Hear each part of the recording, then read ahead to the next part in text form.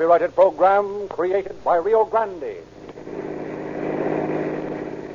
Los Angeles Police calling all cars. Attention all cars. Broadcast 186 regarding a narcotic smuggler. Suspect described as a girl, Oriental, 5 feet, 100 pounds. Black hair and eyes, fair complexion. She may have one or more accomplices. That's all. Rosenquist.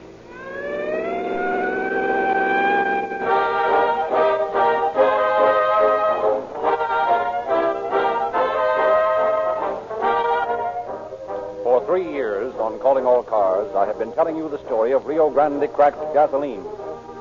A story which has always been written by someone else.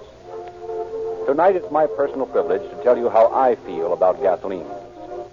Now, I'm not an engineer or a chemist, so I know nothing about the contents of various gasolines or just what they should contain, but I do know that tests for gasoline quality are made and are the basis of selection for practically every large city. Oakland and Los Angeles, for example, the 2 largest users of gasoline in California, have specified Rio Grande cracked gasoline for years to power their police cars, ambulances, and other emergency equipment, and have just renewed these contracts. Some 30 other cities and counties have selected Rio Grande cracked as the finest gasoline obtainable to power their motor equipment. This in itself is enough for me, for I believe that Rio Grande's presentation of the fact that more police cars, fire engines, ambulances, and other emergency equipment is powered with Rio Grande cracked gasoline wherever it is sold than any other brand, that fact, I say, is the most honest and convincing reason to buy that has been offered to us as motorists. Furthermore, I know that Rio Grande, in large measure, has been responsible for the preservation of the independent gasoline dealer, a most important and commendable policy. So tomorrow and every tomorrow, use Rio Grande cracked as the finest gasoline you can buy for your car.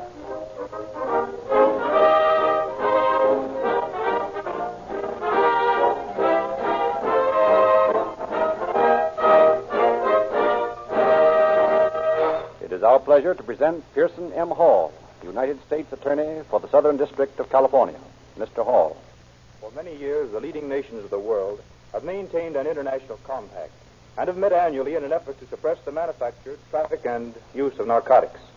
Recently, this long effort has been given great impetus by the action of China, which, under a program initiated a year or so ago, has been particularly vigorous in its determination to rid herself of the stigma of centuries. The United States Customs Service is one of many investigating agencies of the Treasury Department. It always has been and still is our first line of defense against contraband narcotics. It operates quietly without fanfare or publicity, but it operates nevertheless with dogged sureness.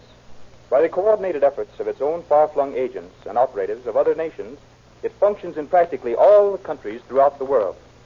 The collector of customs in this district is Alfred A. Cohn. It was through him that the facts of the case you are about to hear were presented to me for prosecution. The episode, with certain dramatic license, was taken from the transcript of the trial of Maria Wendt. It illustrates that there truly is the long arm of the law.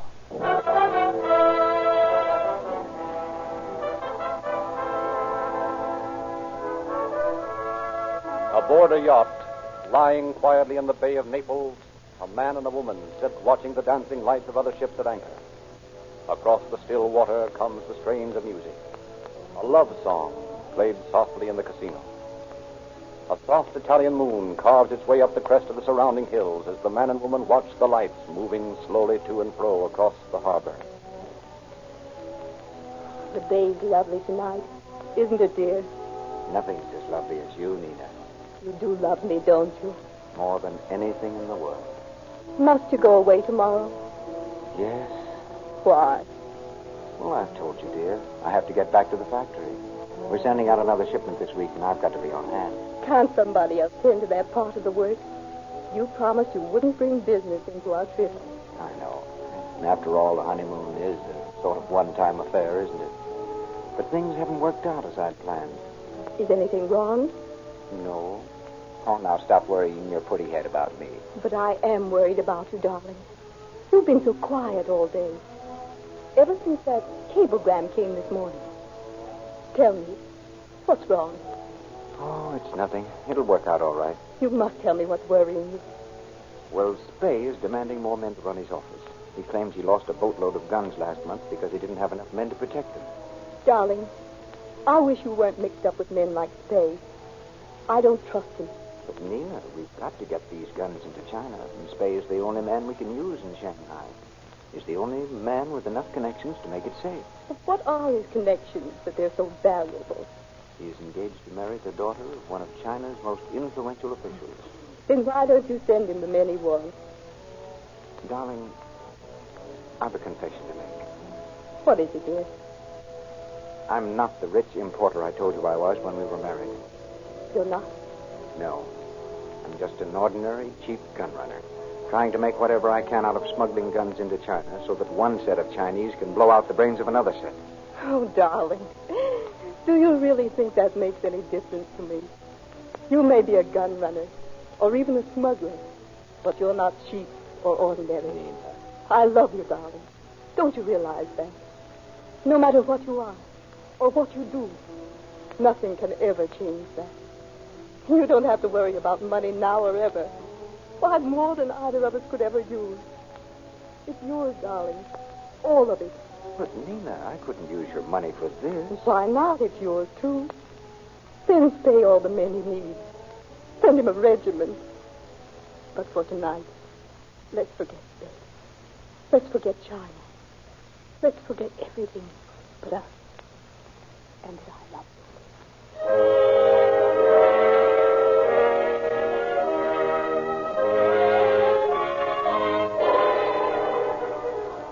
Through the still whiteness of a hospital in Shanghai walked Dr. Albert Spey, and a dark, thin man whose furtive glances cast an air of mystery about him.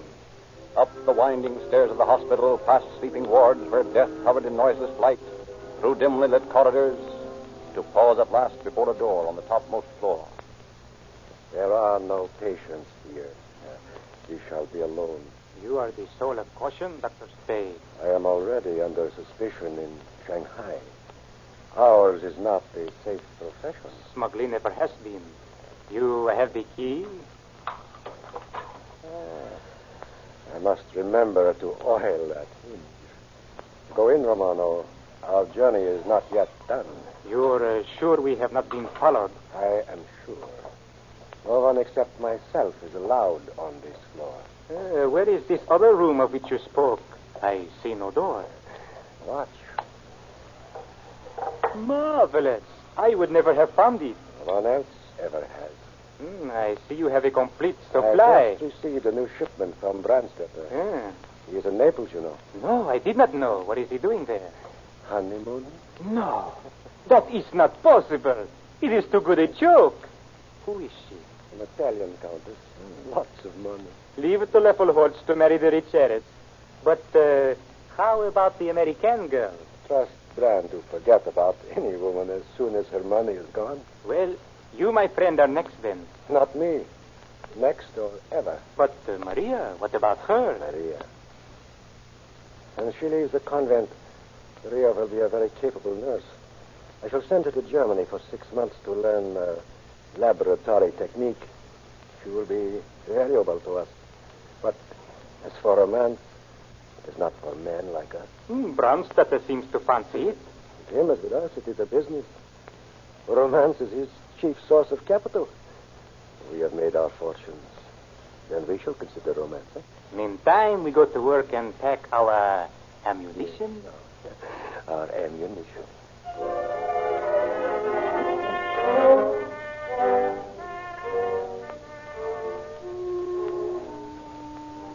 In a religious school just outside the city of Shanghai, a young girl stands before the dean of students.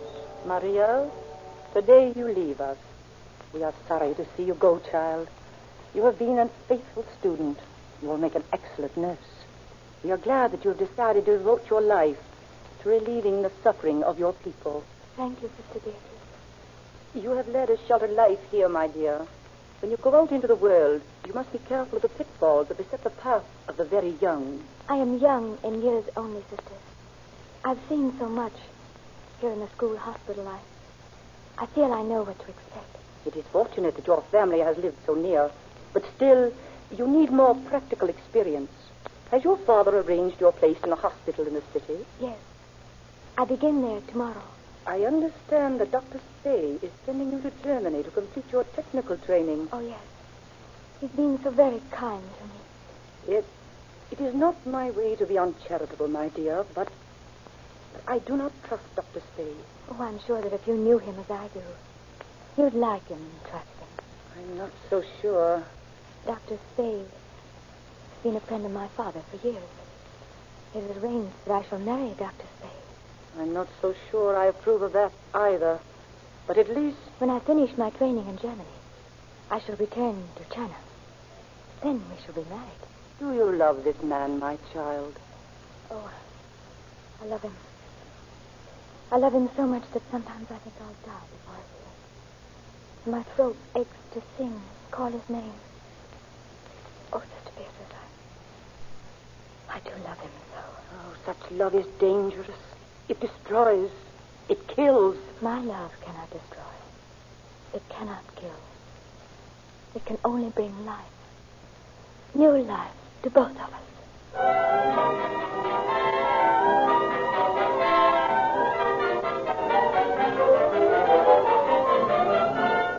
Let us stop the flight of time. Let us turn back the clock to a time just a few weeks before our story began. The scene is the League of Nations Assembly at Geneva. The speaker, the American representative to the Convention for the Suppression of the Narcotic Traffic. Our problem is to place squarely where it belongs the responsibility for the sudden and widespread increase in the narcotic drug traffic. China is conducting a vigorous and unrelenting campaign to suppress this traffic. Drastic means are being used to curb not only the use, but the sale of drugs. However, the situation in the Far East is by no means all of this trouble. I demand that the Speaker either make his charges specific or withdraw his remarks. I do not believe that there is any doubt as to my meaning. I decry that bad faith. I demand good faith from all the members of this assembly here toward treaties and agreements for the suppression of this illegal drug traffic. I demand specific names of persons known to be violating these agreements. Gentlemen, such demands can achieve nothing.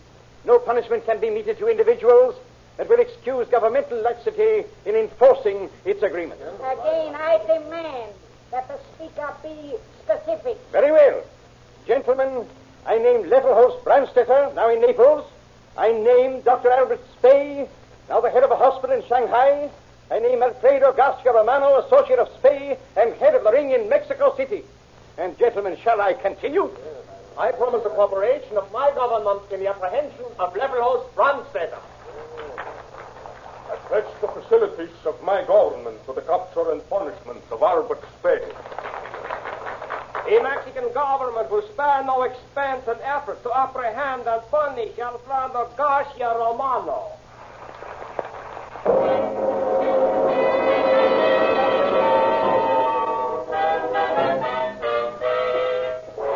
Back in Shanghai, in the little room on the top floor of Dr. Spey's hospital, the doctor and the girl are talking. Yeah, these are the trunks, Maria. I want you to take them with you when you sail tomorrow. But why so many, Albert? These are more than I needed for the trip to Germany. They will contain some of the property of Herr Brandt, whom you will meet in Yokohama. Can I go by way of Yokohama? That is best. You will then take a steamer to Los Angeles. There you will again meet Herr Brandt at the hotel. You will find the name of the hotel in this letter. You are to deliver the trunks to him then. He will send you on to Mexico City. Senor Romano will await you there. And when do I come back to you, Albert? And our work is done. But should anything happen, should anything go wrong with our plans, you are to fly to New York, book passage on the Deutschland, and meet me in Berlin. We will go to Poland together. But Albert, you speak of plans. What can happen? In the business we are in, anything can happen. You must not talk to anyone you do not know while you are on the boat. Albert, what are you keeping from me? You mean? You're not telling me all that I should know. What is in his trunk? Answer me, Albert. Don't you trust me? Yes, I trust you. You are going on a mission for us, are you not? What can I do to show my trust of you? You can tell me what is in these trunks. I cannot, Maria. But, Albert, you must tell me. I love you. Do you know what that means? I suppose so. You suppose so. Oh, Albert, don't you know that there are no seas too wide, no mountains too high, no torture too great, no suffering that I would not stand you up. Maria, come here. You hold me.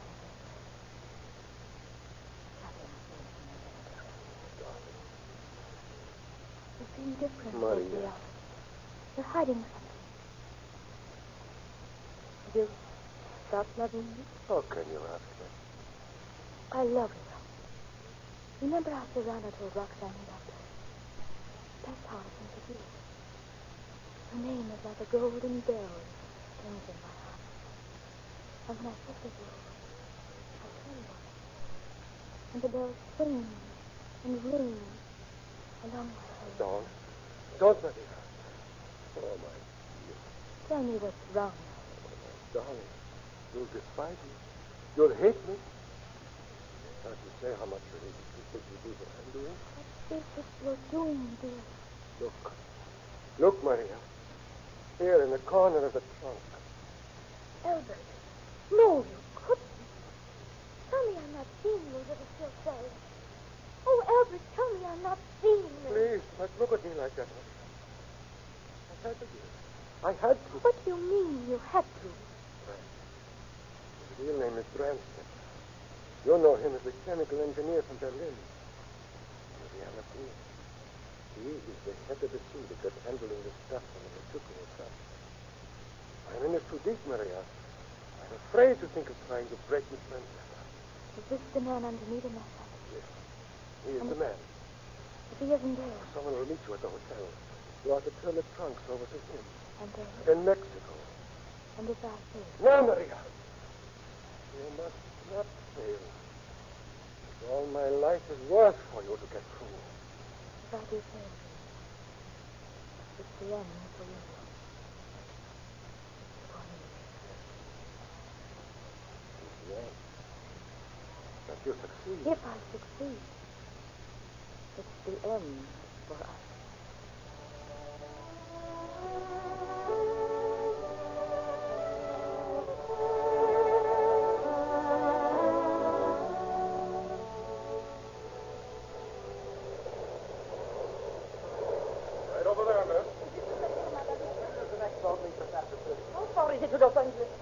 Are you the young lady who asked that her baggage be checked before the boat docked? Why, yes. Was there any particular reason you wanted that done? No particular reason except that I have an engagement in the city, and I thought perhaps we could save a bit of time. That's all. I see. Have you your keys? Oh, yes. Yes, here they are. Thank you. Any prohibited articles in here? No, I don't think so. Of course, I know very little about such things. Besides, these are not my trunks. What? Whose are they? You have the keys. Oh, yes, I know. You see, I'm a nurse from Shanghai. I was to meet my patient in Yokohama, but he missed the boat or something. So I came on alone. I see. What was his name? Mr. Brand. He is on his way to Berlin. Where do you expect to catch up with him? Why, he's the gentleman with whom I have an engagement at a hotel in Los Angeles. I see. Here's your passport, miss. Everything's fine. Oh, thank you. May I see that a moment, please? Here you are, sir. Thank you. Maria Wendt, registered nurse, Bay Hospital, Shanghai. This shows your destination as Mexico City. I thought you said you were going to Germany. Of course. By way of Mexico City. Of course. Oh, I'm sorry. That's pretty clumsy of me dropping that drawer like that. Now, just, Say, a funny shape to that drawer. Funny? Yes. See how the back corners curve toward the front? It's usually the other way. Oh, Mr. Brand had the trunk constructed specially in Shanghai. He probably did. Let's take a look at this special job of trunk building. Mac, give me your knife and that. Okay, here you are. Thanks. Do you mind, Miss Wendt, if I cut into this trunk? No. If you wish. I thought so. What is it?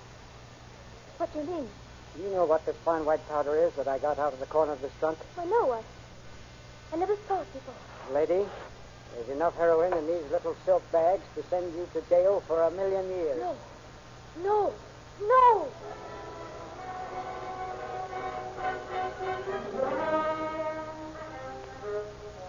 In the trunks of Maria Wentz, customs officers found 54 pounds of heroin, the most powerful drug known to the narcotics trade. But Maria Wentz is not placed in jail. Guarded by an officer and a stenographer, she is taken to a room in a downtown hotel, the hotel at which she is to meet Herr Brandt. Officers hope the leader of the gang will keep the rendezvous. But hours pass, and no attempt is made to contact the girl. Miss Clark, Yes? your brother's in the lobby. He says he must see you at once. Well, can't he come up here? He asked me to tell you that he's got to see you. All right, wait a minute. Say, Bill, I've got to go downstairs a few minutes, okay? Well, you know, we're supposed to stay here and question this girl. I might need you if she decided to talk. I'll only be gone 5 minutes. Eddie's downstairs. I've got to go down and see if he needs anything. I'll be right back. We shouldn't risk this. If anything happens and one of us is out of the room, I know telling who'll get the axe. Nothing will happen. I'll be back in a few minutes. Make it snappy, then. Now, Miss Went, how about this trunk? Where'd you get it? I have told you so many times that the trunk is not mine. It is that of Herr Brandt. And so far, you failed to convince us that there is any Herr Brandt. I cannot help that. The trunk belongs to him. To contain narcotics, I do not know. You mean to say that you brought that trunk all the way here from Shanghai and didn't know what was in it? I do. Well, if you think we're going to believe that story, you're crazy. Crazy or not, I should say it's true. Now, once more, may I take a bath? Oh, yes, go on. Thank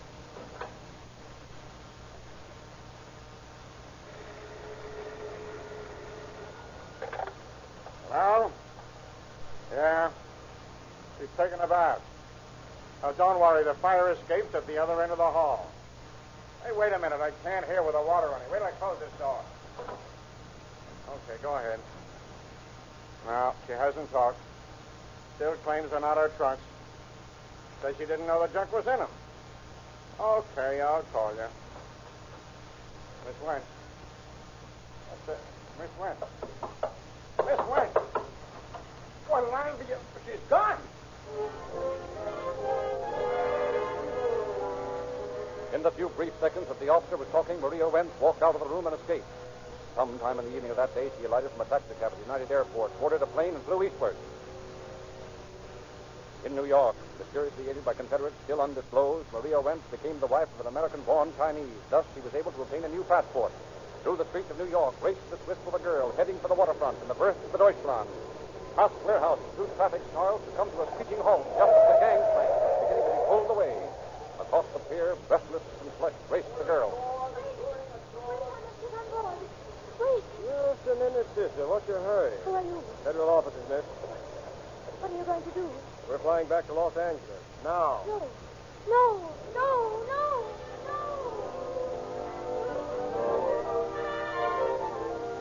Maria Wentz was returned to Los Angeles, and within 10 days was indicted for the smuggling and possession of narcotic drugs. Our scene shifts to the court of Judge Albert B. Stevens. Brilliant young Assistant United States Attorney Jack Irwin is questioning Maria Wentz. You saw those trunks are not yours?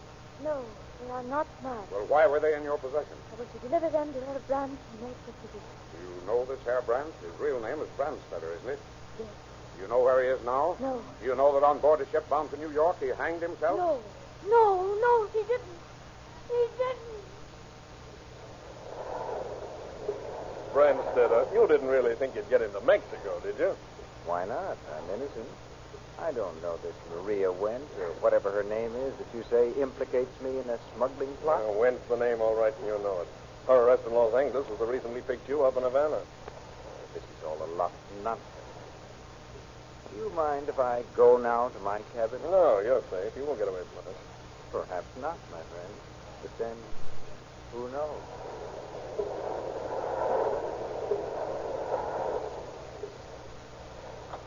Hey, Brandstetter, time for dinner. Brandstetter. Well, I'll be... Hey, Purser! Yeah, folks, get the ship's doctor. A man's hanged himself. No, he didn't. He didn't. He was only one of the gang you were working for, was he not? Yes. Who were the others? I don't know. Did you ever hear of Alfredo Romano? No. You never saw Romano? No. You didn't arrange to meet him in Mexico City, too? No. You didn't know that yesterday in Mexico City he shot himself? No, he didn't. Say, Romano, the police are here. Police? What do they want? They say you're a narcotic smuggler. They have come to take you to prison. No. I can't go to prison. I can't. It's that Wentz woman. I knew we should not trust her. The police are insisting, Master. Tell them I'm not here. Tell them anything. Master, they're breaking down the door. Keep them here. I'll go into the bedroom. Keep them for only a moment. Where is the Romano, eh? I am here, Capitan. You did not think to catch Alfredo Garcia Romano so easily, did you? My compliments, Senor Capitan. No, he didn't. Here's a photograph. Do you recognize this man? No. That is a photograph of Dr. Albert Spade. Did you ever hear of him? Then you do know Dr. Spade. Yes. Is he the man who gave you those trunks? No. Is he a member of this smuggling ring? No. Do you know that yesterday the body of Albert Spade was found in a Shanghai cemetery? No, it is not true. It is not true. Have you completed the autopsy on the body of Dr. Spade? Yes, we just finished. And you found? Dr. Spade committed suicide by swallowing these. Slivers of bamboo. Yes, we call these bamboo snakes. You roll them up, tie them with tender strips of green bamboo, and swallow them. Effective, but painful. No, not in this case. Dr. Spade had taken the precaution of deadening the pain with narcotics. Then we are treated again. Well, the result is the same. Another narcotic smuggler out of the way. It is written, he dies like a beast who has done no good while he lives. No, it is not true. It is not true. Your Honor, the prosecution rests.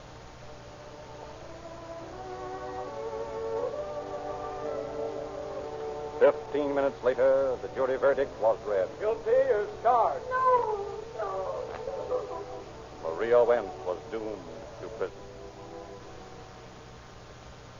Remember this. Hot summer days, long vacation drives over roads of every conceivable type. This means a terrific strain upon your motor. Protect it. Use an oil that can take punishment, that will not break down in spite of long hours of driving at high speeds in hot weather. Be sure of getting this protection and use only Sinclair motor oils in your motor. Refined from the highest priced, highest grade crude oils in America, Sinclair oils are all oil and cost no more than other quality oils that do not have Sinclair's exclusive advantages. The exclusive Sinclair refining process removes all harmful petroleum jellies and waxes which cause ordinary oils under heat to thin like water and do irreparable harm to your motor. When you stop at your neighborhood Rio Grande dealers tomorrow morning for a tank full of Rio Grande cracked gasoline, ask the attendant to specify the correct grade of Sinclair motor oil for your car.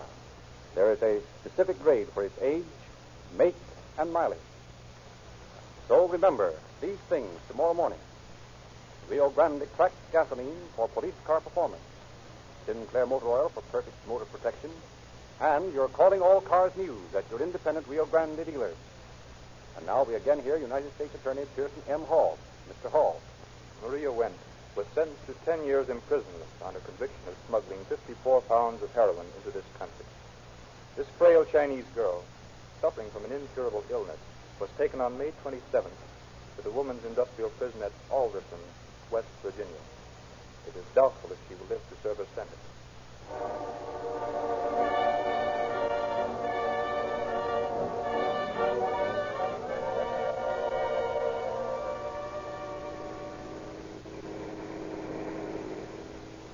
Los Angeles Police calling all cars. Attention all cars. The cancellation of broadcast 186 regarding a narcotic smuggler.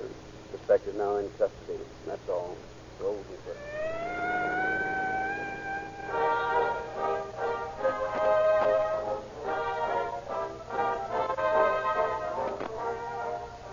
This is your narrator, Frederick Lindsley, bidding you good night for Rio Grande.